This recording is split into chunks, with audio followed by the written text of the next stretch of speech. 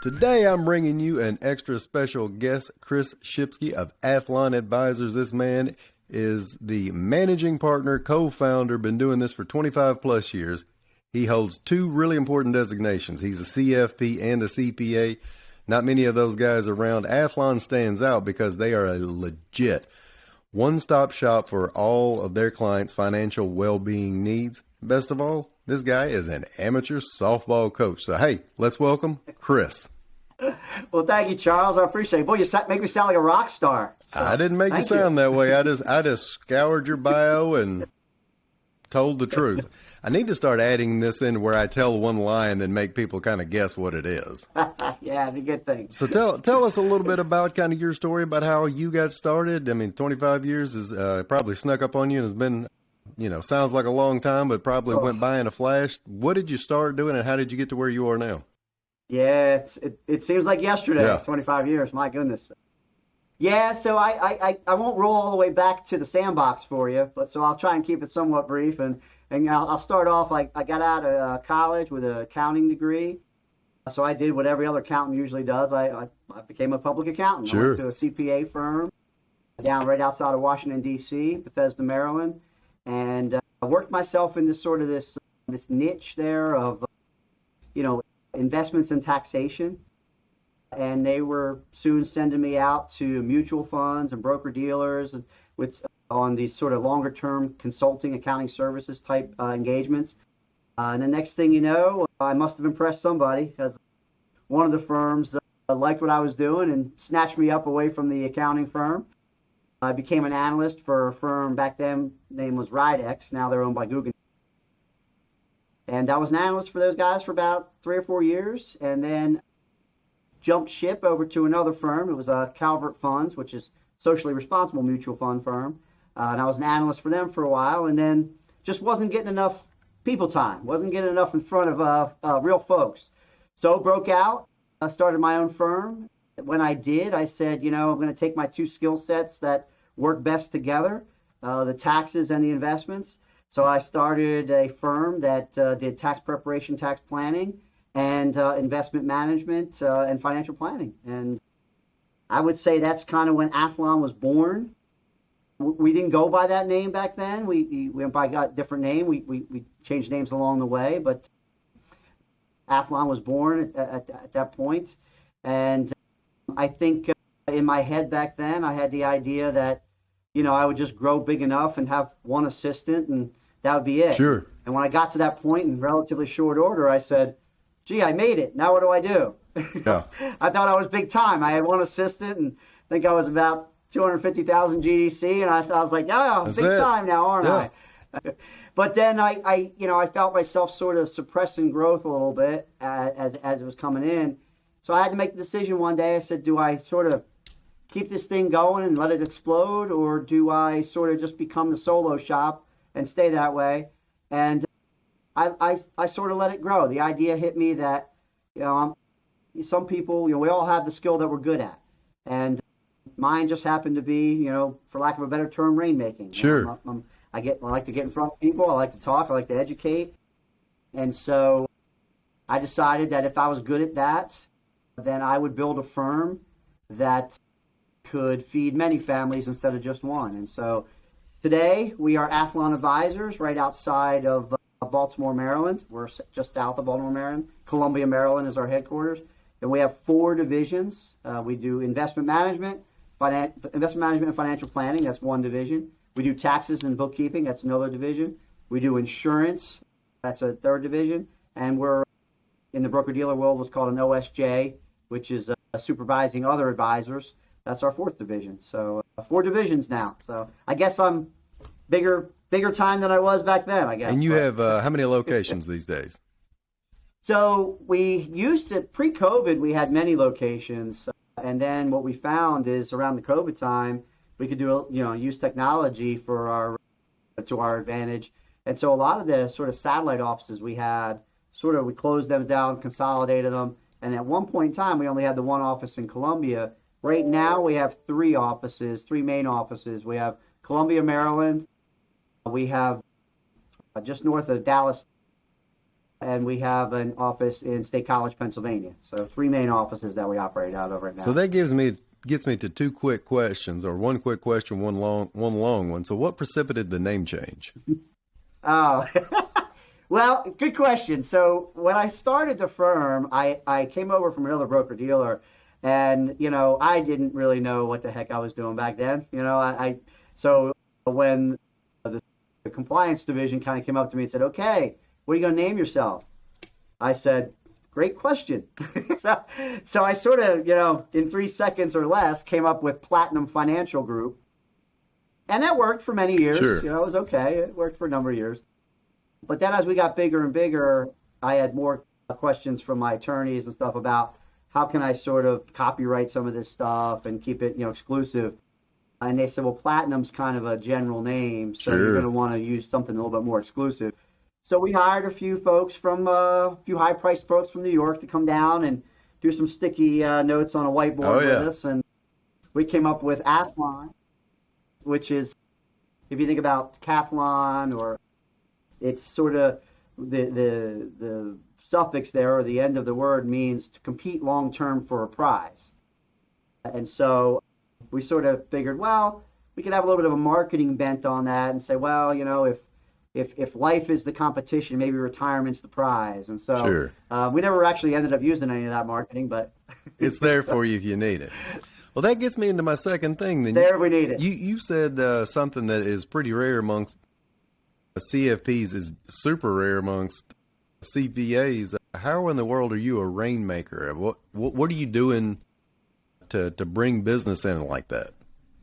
That's a great question, Charles, because I mean, stereotypes aside, I would say, most CPAs, aren't the guys you're walking up to at cocktail parties, right? I mean, most of them are a little bit more reserved and a little bit more. Yeah, the joke. And to throw another little wrinkle in, I'm actually a level two CFA candidate as well. Oh, wow. So, a couple of different designations there. That we're working on. I'm sorry, I cut you off. Well, I was just going to say what is the joke is the way you can tell an extroverted CPA versus an introvert is that he's looking at your shoes instead of his. That's right. Yeah, that's about right. I mean, and so when I meet a lot of people, they say to me like, "You're a CPA?" Like, it just doesn't seem Sure. to. And I think that's the sort of light bulb that went off. I had a friend of mine, close friend of mine, who was a marketing person back in the day, and as my practice was growing, I sort of had a nice heart-to-heart sit-down with him, and he said, "Well, all right, tell me about your firm and what you do," and I used all the buzzwords, at the beginning. I said, yeah, we're big on service, and we're, this, and every buzzword I Sure. could think of. Eventually, We really love our halfway through the clients. conversation, I told him, I said, yeah. I halfway through the conversation, I said, "Oh, and by the way, I'm a CPA and CFP as well." And he's like, "Whoa, stop a minute." He goes, "How come you didn't lead off with that?" And I said, "Well, I don't know. I guess I just didn't think people cared that much about having the skill set together in one person." And he said, "Are you kidding me? That's probably the most important thing I would look for in an advisor." And so I think the light bulb went off then that's kind of important to a lot of people, that you can talk to one person who can sort of wear both hats and flip back and forth and say, hey, well, what if we did this investment? Mm-hmm. Well, what would that do for your taxes? And, oh, hey, on your tax side of things, what's that going to do for your investments? And it's at that point that really kind of Athlon was born, and the idea was born that, hey, maybe this is a big deal, that people can come into one shop and sort of get all the answers on both sides that are not conflicting.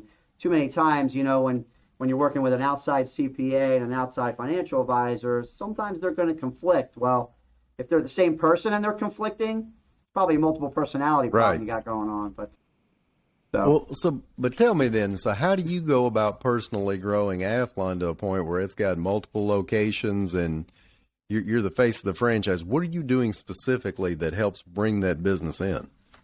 yeah, another great question. So back in the day when I started, the idea was go with the tax practice, have a tax practice, and then as people kind of come in, it's interesting. It seems like marketing for tax clientele, I don't know, it just seems a little easier. People sort of come in, everyone needs their tax return done, so almost everyone who fogs a mirror is kind of a prospective Sure. client. And so getting tax people in the door was a lot easier. And people with tax problems are really searching you out. Like, so if they have a tax issue, they're coming, to you to find the answers. Financial advising is kind of the other way around. You kind of bringing them in a little bit, whereas taxes, they're coming to you.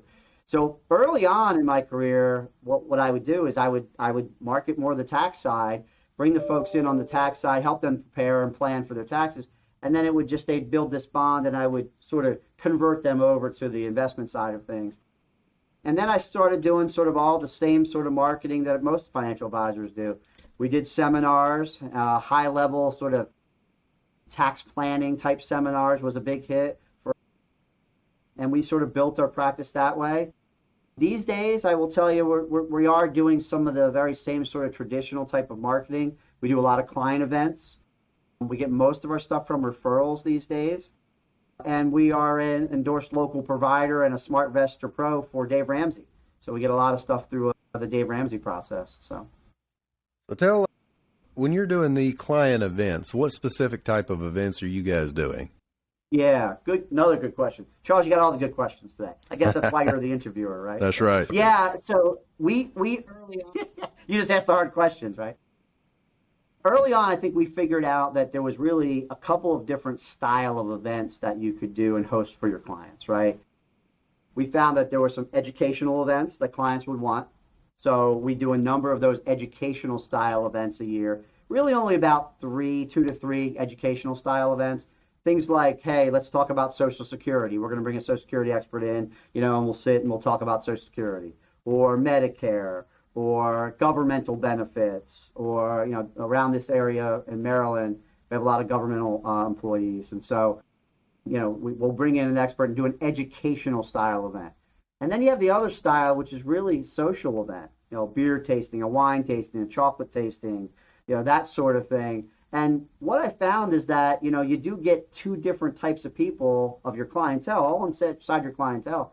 You get 2 different types of people coming to the different events. What you might get some people coming for education on the educational style events, you'll get other people coming for the social events.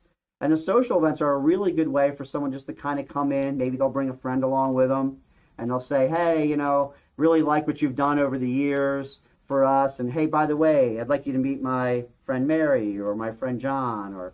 And so it's really just kind of a laid back sort of atmosphere or they can introduce us to somebody in a sort of a non-salesy sort of atmosphere. Sure.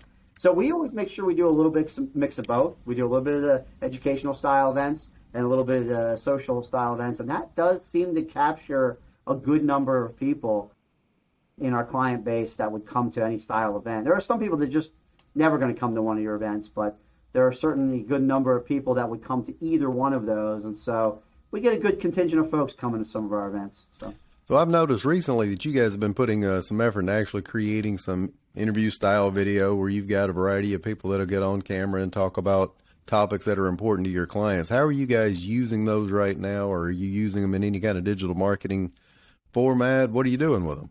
Yeah, I'd love to say we have some really high-level plan of what we're doing there, but I would be lying. So, no, I think what we do recognize is that there's a need for, obviously, social presence, digital presence, virtual presence out there, especially, around, when COVID hit. I think it opened up a lot of people's eyes to sort of, hey, you don't have to do everything in person these days. There are certainly avenues out there where you can and should be doing things through the internet. You can be providing information and resources to people out there, whether they be your clients or whether they be prospective clients of yours. You can be providing this information. If you get sort of that tag as that firm or that person that is the expert and is freely providing that information to people over and over again through the internet or social media or through these videos, then you are looked upon as an expert immediately. People say, hey, I saw your videos, or I saw this, or I saw that. So our intent is to use them a number of different ways. Is to service our own clients in repetitive type processes that we do here at the firm, how to log on to certain accounts and things like that. But also, it's sort of a little bit of education about our firm and what we do. And those are for more prospective clients out there. And so our idea is to use them in a number of different ways on a number of different platforms. Are we there yet? Maybe we're about 50% of Sure. the way there, but Now, are you we guys, hope to be 100% there someday. are you doing all of this in-house or are you outsourcing it? Right now, with the help of yourself, of course, and some of our in-house type of the younger guys Sure. that are a little bit more tech savvy. Yeah, we sort of are using a mosaic theory, if you will, putting a couple things Sure. together. But yeah, I mean, with your type of explainer videos that you do, very helpful. With some of the other sort of bomb videos and stuff that we do Okay. in-house, some of those type of things. It's sort of, again, one of my thoughts is that if you end up using the same type of format over and over again, people are just going to get tired of it. So use a different mix of formats, a couple different ways of kind of doing it. Some of the sort of characters and explainer videos versus real life. Sure. If you kind of mix them all up like that, I think you get a good mix of people that won't get tired of your content. And that's one of the things I wanted to point out for folks watching is not, and that's not a plug for me to mix it up necessarily, but you guys are doing something, you're moving forward with making your own videos, and you're not necessarily going out and trying to hire a high-pitched digital marketing firm, and not that there's anything wrong with it, and it really works for a lot of people, but you're not sitting still waiting for things to be perfect. Right. You guys are just trucking forward, even if you don't have a 100% plan with all of your marketing. And it's not just video. I know you guys are doing a wide variety of things, and you mentioned you've got seminars, you've got events that you're bringing clients into. You're making an effort, even when things aren't laid out for you step by step. And again, we just pointed this out as a CPA or a CFP, either one, God forbid both, and working on additional high level designation. That's unusual. Most folks in that area have to see every single step laid out for them before they'll make a move. How do you push yourself to do that, or do you push yourself to do that? It's a struggle. You're absolutely right. I do have to push myself to do it. It's sort of this internal struggle a little bit with, again, I think the best type of entrepreneur is somebody who is a little bit of mix of a number of different sort of characters, if you will, and a number of different personalities. And I would tell you I probably have a good mix of both sort of types of personalities. The CPA inside me says, no, make sure you get everything done, every T crossed and every I dotted before you take the next step. But the sales side of me and the Rainmaker side of me says, you don't need the 90% answer or the 100% answer. Sometimes the 90% or even less answer is the right way. Just get out there, launch it. That's right. So I think I do struggle with that. Like I want to put out a quality product, but at times I say, hey, we're at 80%. We're not at 100%, but let's just launch at 80% because that's also the best way to learn and to see, hey, what do we need to change? And so if we launch at 80% and then let people see it, and one of the things when you do that, I think, is that you got to be able to laugh at yourself, right? You got to be able to look back and say, boy, that was a heck of an interview I did, right? That was kind of goofy, but hey, I got better from it because then I got feedback from some of my clients that said, hey, Chris, really good, except we could barely hear you. Or love the content, but you were grainy. Right. Or great, okay, thank you. Now I'll go work on those sort of things. So you got to be afraid to kind of just launch, and you're never going to be at 100%. So just try and get as close as you can, launch, and accept the feedback when it comes in. Like, hey, you should be wearing a collared shirt. Sure. Or you should be doing this. Hey, great, thank you. I appreciate the feedback. I'll take it and I'll learn from it. So. And you can take a look at some of the top businesses out there. I mean, McDonald's never comes up with the Big Mac or Quarter Pounder without stumbling through a McPizza, McSalad, and the Hawaiian burger. Man, there's that's right. For every success, there's 10 other things that didn't work, but nobody knows about those because that's right. we just had to that's stumble right. through. How many failures do you have to go through to get to the success? That's right.